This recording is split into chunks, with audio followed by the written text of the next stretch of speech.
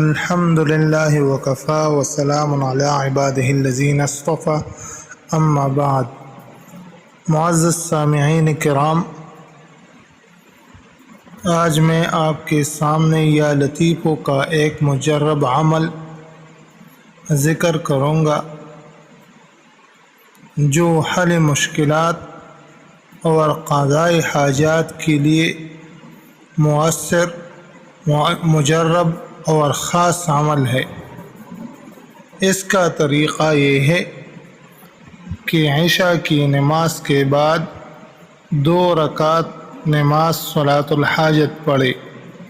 نماز کے بعد 11 بار سورہ الم نشرح پڑھے، پھر 11 بار درود شریف پڑھ کر 16,641 بار یا لطیفوں پڑھے، اور آخر میں 11 بار درود شریف پڑھ کر اپنے مقصد کے لیے دعا مانگے۔ یہ عمل بہت عجیب اور سریع التاثیر عمل ہے۔ عمل کا طریقہ یہ ہے کہ 129 دانے والی تسبیح لے کر قبل رخ بیٹھ جائیں۔ ایک تسبیح پڑھ کر ان 4 آیاتوں کو پڑھ لیں یا ان میں کسی ایک کو بھی پڑھے۔ اعوذ باللہ من الشیطان الرجیم، لا تدرکہ الابصار وہو یدرک الابصار وہو اللطیف الخبیر۔ سورہ الانعام 103 نمبر آیت ہے۔ آیت نمبر 2 یہ ہے، اللہ لطیف بعبادہ یرزق من یشاء وہو القوی العزیز۔ سورہ شورى 19 نمبر آیت۔ آیت نمبر 3، الا یعلم من خلق وہو اللطیف الخبیر۔ سورہ ملک 14 نمبر آیت۔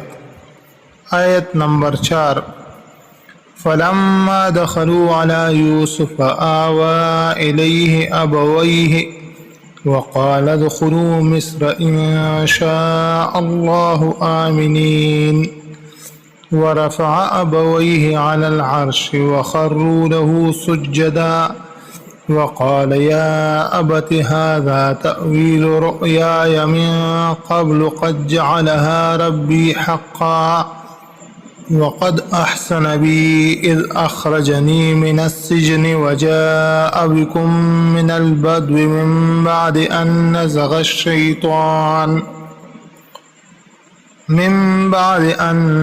الشيطان بيني وبين إخوتي إن ربي لطيف لما يشاء إنه هو العليم الحكيم۔ سورہ یوسف آیت نمبر 99 اور 100۔ معزز سامعین کرام، آیت پڑھنے کے بعد پھر ایک تسبیح پڑھ لے اور ہر تسبیح کے بعد 4 آیات یا ان میں سے کوئی ایک یا 2 آیات پڑھے۔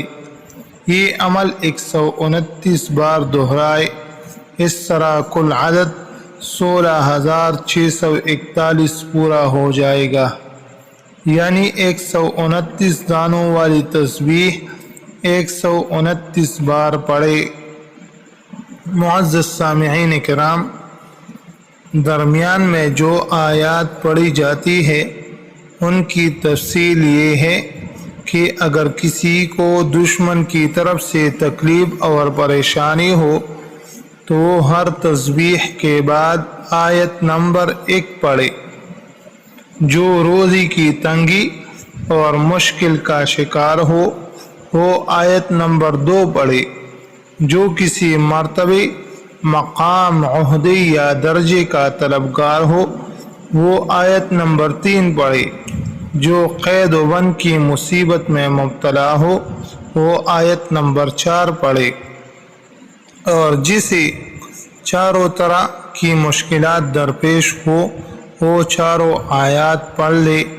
اسی طرح 2 یا 3 آیات بھی حسب ضرورت پڑھ سکتے ہیں۔ معزز سامعین کرام، اس عمل کے لیے عشاء کے بعد کا وقت بہترین ہے۔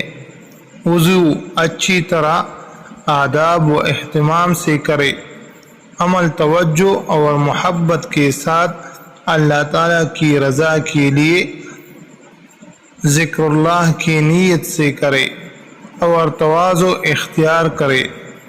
یاد رکھے یا لطیفوں کا اکثر عمل اسے بہت فائدہ دیتا ہے جو تواضع اختیار کرنے والا ہو۔